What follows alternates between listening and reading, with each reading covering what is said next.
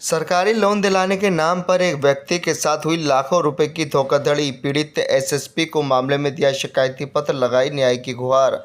दरअसल आपको बता दें, पूरा मामला यूपी के मुरादाबाद के करुला जयंतीपुर से सामने आया है, जहां पर रहने वाले फिदा हुसैन द्वारा बताया गया है कि 2 साल पहले उसने अपने बड़े लड़के की शादी की थी, जिसके चलते उसके पास कर्जा हो गया था। इसी के चलते उसकी जान पहचान करुला गली नंबर 8 में रहने वाले एक युवक से हुई, जहां युवक से संपर्क में आने के बाद युवक ने सरकारी लोन दिलाने का झांसा दिया।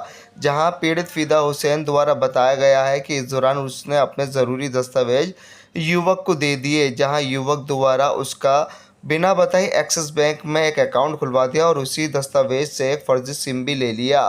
पीड़ित का कहना है कि काफ़ी टाइम बीत गया लेकिन लोन नहीं हुआ। उसने अपने दस्तावेज वापस मांगने की बात कही, लेकिन युवक ने उसे दस्तावेज नहीं दिए। पीड़ित का कहना है कि पिछले शुक्रवार को जब गुड़गांव से साइबर पुलिस आई, तब उसे पूरी फर्जीवाड़े का पता चला। जहां पीड़ित फिदा हुसैन को जयंतीपुर पुलिस चौकी पर पुलिस लेकर पहुंची। इसके बाद पीड़ित ने जिशान से संपर्क करने की कोशिश की, लेकिन उसके द्वारा फ़ोन नहीं उठाया गया, बल्कि उसकी पत्नी उल्टे सीधे झूठे मुकदमे में फंसाने की बात कर रही है। पीड़ित काफ़ी डरा सहमा हुआ है। पीड़ित ने इस पूरे मामले को लेकर मुरादाबाद एसएसपी को लिखित शिकायत दी है और मामले में कानूनी कार्रवाई की बात की है। पीड़ित का कहना है कि जांच में जो भी दोषी आए उसके खिलाफ सख्त कार्रवाई होनी चाहिए। जी, क्या नाम है आपका?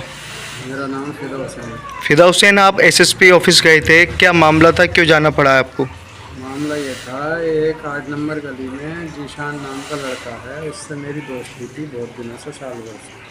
अच्छा। उसका भी आना जाना था, मेरा भी आना जाना था। मैंने लड़के की शादी करी 2 साल पहले और उसमें मेरे ऊपर कर्जा हो गया।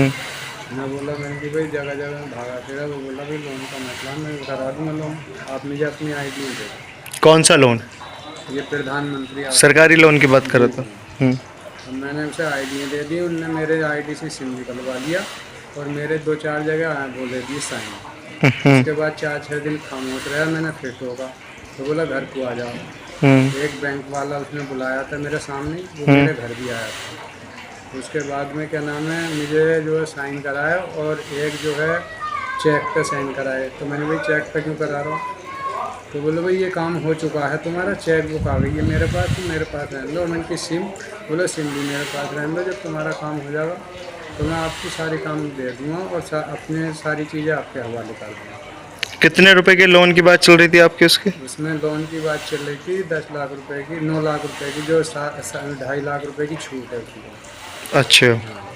तो मैंने कि चलो, इसके दरमियान मेरे लड़के की बीवी की हालत ख़राब हो गई, मैं परेशान हो गया, मुझे ध्यान नहीं रहा। इसके चक्कर में 2 महीने हो गए धीरे धीरे। मैंने जब फ़ोन करा उनको, वो बोले भाई इनकी सिम कहाँ है, सिम तो दे दो यार, हमें ज़रूरत पड़ रही। बोले वो सिम मेरे पास तो नहीं है, मैंने वो कहीं डाल दिया या तोड़ दिया। तो मैंने कि भाई ऐसे कहीं करा तुमने? उसके बाद में क्या नाम है, जब मैंने दोबारा फ़ोन करा तो बोले तुम मेरे घर को आओ। तो मैंने कहा तुम आओ भाई। अब उसके बाद में जुम्मेरात का दिन था, जुम्मे के दिन नमाज़ पढ़ने के बाद में तुरंत गुड़गांव की पुलिस आ गई। अच्छा, फिर? जब पुलिस आ गई, पुलिस आने के बाद में मुझे उठा कर ले गई जयंतीपुर चौक। मैंने कहा बताओ सर बात क्या है? बोले वहीं चौकी बताऊँगा तुम्हें, चलो चौकी चलो।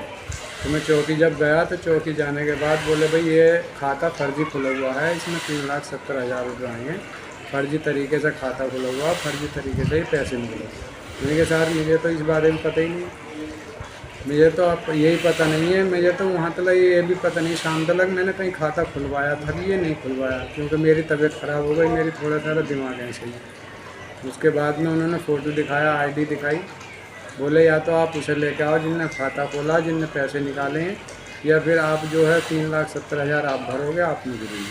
तो ये आपको अपने साथ हुई 420 धोखाधड़ी का कब पता चला? ये उसी दिन पता चला जिस दिन पुलिस ले गई थी मुझे, उससे पहले मुझे नहीं पता था। तो अभी आप इसको लेकर एसएसपी साहब के पास गए और थाने में भी शिकायत करी है? तो SSP साहब के साथ भी मैंने शिकायत करी है, थाने में चौकी में भी शिकायत करी है मैंने, अपने वो दिया है।